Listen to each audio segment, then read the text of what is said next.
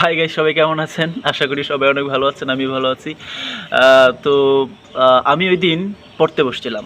তো পড়তে বসার পরে আমাদের একটা পাঠ্য নাটক আছে, নাটকটা হচ্ছে কৃষ্ণকুমারী।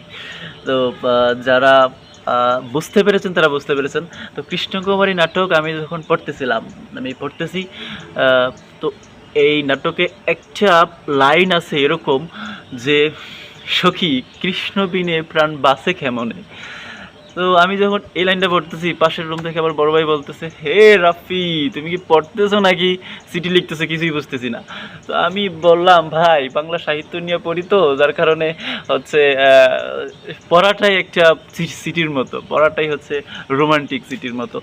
তো আমি বললাম, ঠিক আছে, এইটাই আমার পড়া। তো তারপর তিনি আসলেন, এসে বলতেছেন, দেখি তো তোমার পড়াটা কি।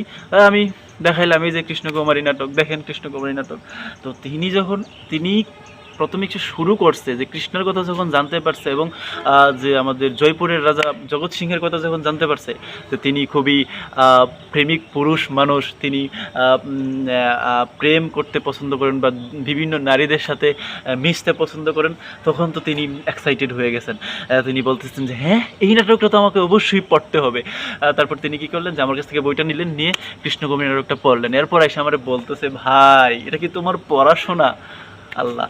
আমি বললাম, ভাই এটাই হচ্ছে বাংলা সাহিত্য। বাংলা সাহিত্য শিখায় মানুষকে কীভাবে একজন কী করতে হয়, প্রকৃত মানুষ হইতে হয়, তার ভেতরের মনোজগৎটাকে কীভাবে ফুটাইয়ে তুলতে হয়, কোনো একটা সুন্দরী রমণীকে কীভাবে পটাইতে হয়, বা হচ্ছে এরকম বিভিন্ন বিষয় নিয়ে আমাদের সাহিত্য আলোচনা করছে।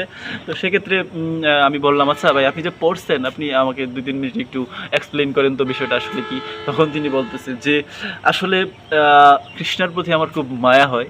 আমি বললাম, কেন? বলল যে, মেয়েটা এত সুন্দরী হইয়াও তাকে শেষ পর্যন্ত আত্মহত্যা করতে হয়েছে।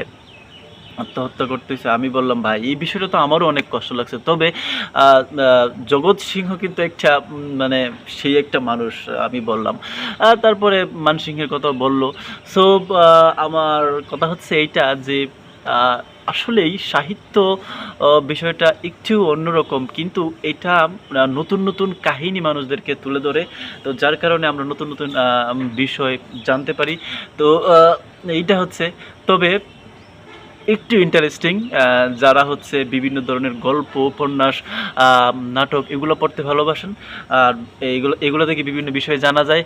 আর ওই যে কৃষ্ণ বিনে এ প্রাণ বাঁচে কেমনে, বিষয়গুলো যদি জানতে চান তাহলে সাহিত্য নিয়ে পড়ুন, সমস্যা নাই।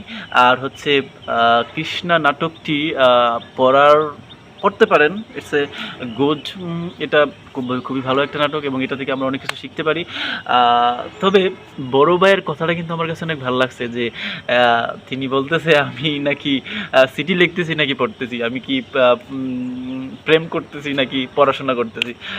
সো সবাই ভালো থাকবেন, আর যদি কারো সময় হয় কৃষ্ণ কুমারী নাটকটা দেখেন অথবা পড়েন। আল্লাহ হাফেজ।